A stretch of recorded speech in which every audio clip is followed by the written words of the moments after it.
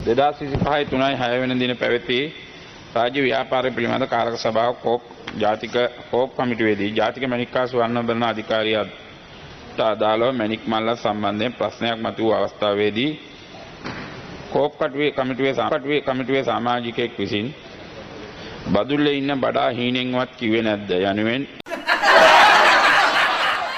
එම වැදගත් කමිටුව නියෝජනය කරන ආණ්ඩු පක්ෂයේ පාර්ලිමේන්තු නියෝජිතයන් ප්‍රශ්න කර ඇත.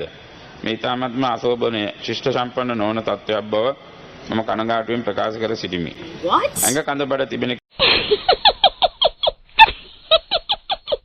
කෙනෙකු මෙවර පාර්ලිමේන්තුවෙන් පිළිබඳ මාගේ දිස්ත්‍රික්කයේ ජනතාවට මා ස්තුතිවන්ත වන අතර සමහර අයට නොමැති වූද මාට හිමි මෙම උදරයේ බඩ ආඩම්බරයෙන් මා සඳහන් කරමි.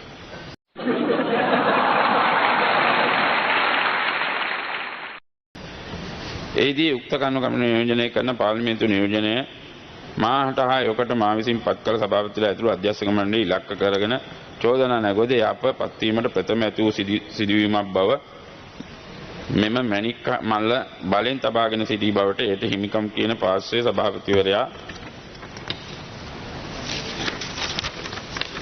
ඇතුළු අධ්‍යක්ෂක මණ්ඩලය සහ අධිකාරියට එරෙහිව නඩු දෙකක් ගොනු කර එම නඩු වලින් පැමිණිලි කාර පාර්ශ්වය වාසිදායක ලෙස තීන්දුව ප්‍රකාශයට පත් වී ඇති. පසුබිමක ආයතනයේ නීති රාමුව යටතේ පැවැත්වෙන හැකි උපරිම දඩ මුදලක් මත මේ නිදහස් කරන ලෙස නීතිපති දෙපාර්තමේන්තුවෙන් ලද උපදෙස් පරිදි එහි ඉදිකටයුතු කෙරේ.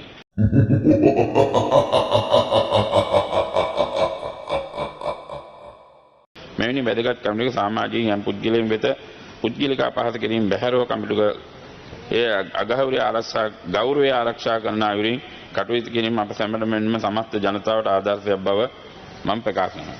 ගරු කතානායකතුමනි, බදුල්ලේ වෙන බඩාලා නැහැනේ. පාර්ලිමේන්තුවේ නියෝජනය කරන්න සමන්ත විද්‍යාරත්න බඩ නැහැ. ඉන්න 9 දෙනාම නැහැ. මමනේ හිටපු ඇමති. ඔබතුමා මේ කෝප් කමිටුවක් වගේ එකක විගණාධිපති ළඟ තියාගෙන මන්ත්‍රීතුමා අපේ සභානායක ඔබතුමා ලිපියේ තියෙන ටික කියවන්න කියලා ඉවරයිද? ඉවරයි. ඒ නිසා මට දෙන්න වචනයක් කියන්න කතානායකතුමා. ඔබතුමාගේ දැන් ප්‍රසාදක නැගුවා. ඔව් මට වචනයක් කතා කරන්න දෙන්න කතානායකතුමා. මම මේ කියන්නේ.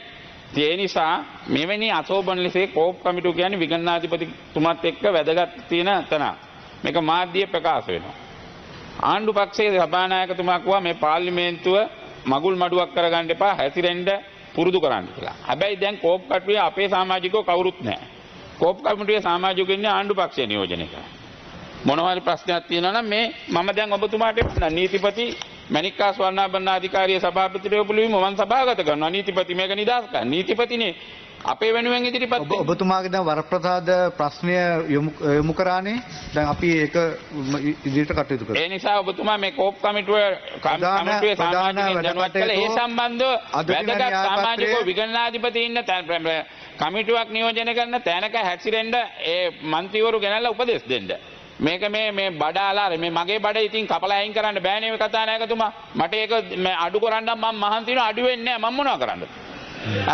අඩු වෙන්න උදේ ඉඳන් ඇවිත් අඩු වෙන්නේ නැතුවට මම මොනවා කරන්නද? ඒක දෙයියෝ දීපු එක. ඒක මෙතන ආයෙත් අදාළ නැතුණාට මට ප්‍රශ්නයක් නැහැ. හැබැයි ආණ්ඩු පක්ෂේ මන්ත්‍රීවරු විසර්ජන පනත් කෙටුම්පත්